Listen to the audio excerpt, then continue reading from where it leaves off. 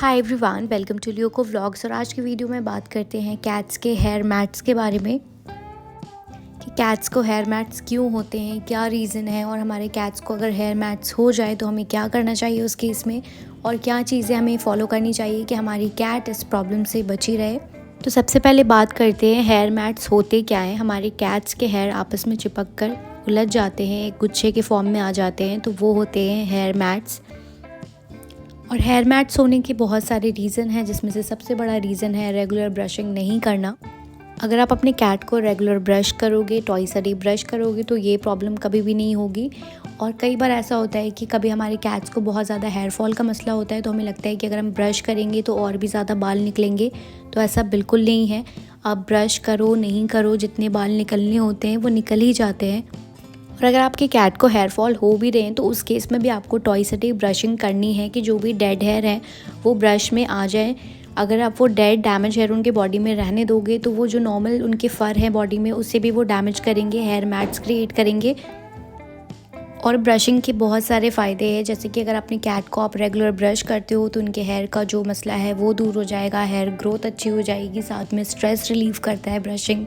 और अगर आपकी कैट की स्किन का भी इशू है तो आपको उस केस में भी रेगुलर ब्रशिंग करना चाहिए, क्योंकि जब आप ब्रश करते हो तो आपके कैट के हेयर के रूट्स में जो भी डर्ट होता है वो निकल जाते हैं।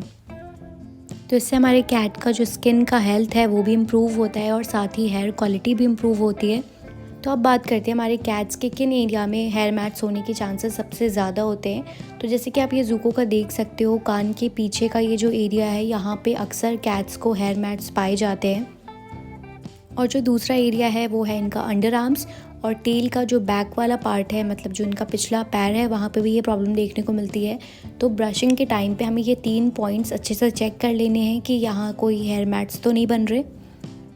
किन चीज़ों का ध्यान रखना है और क्या क्या स्टेप्स हमें फॉलो करने हैं वो तो मैंने आपको बता दिया। अब बात करते हैं अगर हमारे कैट्स को ऑलरेडी हेयर बॉल्स बन चुके हैं, हेयर मैट्स बन चुके हैं, तो उस केस में हमें क्या करना चाहिए।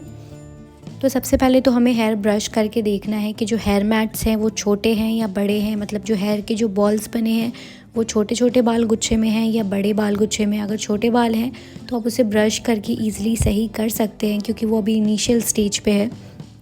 बट अगर आपको ऐसा लग रहा है कि हेयर मैट्स जो हैं वो बड़े हैं, मतलब साइज़ में बड़े हैं, ज़्यादा बाल डैमेज है, तो आपको उसे सिज़र से कट करना है।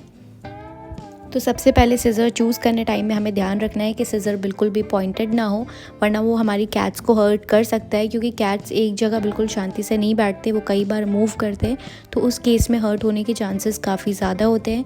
और दूसरा, हमें बहुत ही जेंटली और बहुत ही कामली से ट्रीट करना है।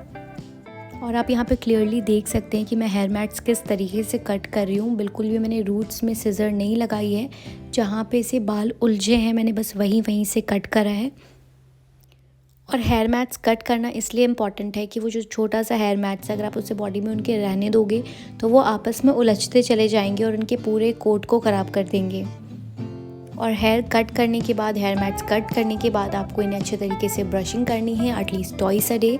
और ये हेयर मैट्स इससे कभी नहीं होंगे, ये गारंटी है, क्योंकि बाल जब आप नहीं ब्रश करते हो उसी के वजह कर ये सारे हेयर मैट्स बनते हैं।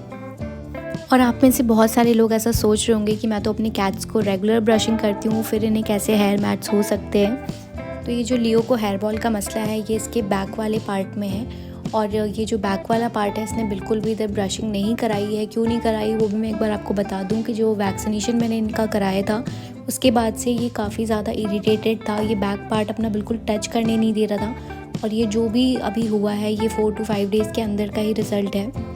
तो ये रीज़न था जिस वजह से लियो को हेयर मैट्स हो गए। तो अगर आपको मेरी वीडियो अच्छी लगी हो, इन्फॉर्मेटिव लगी हो, तो मुझे कमेंट सेक्शन में ज़रूर से बताएं। और मेरे वीडियो को लाइक करें, शेयर करें, कमेंट करें और मेरे चैनल को सब्सक्राइब करें। मिलते हैं नेक्स्ट वीडियो के साथ, जब तक ले बाय बाय।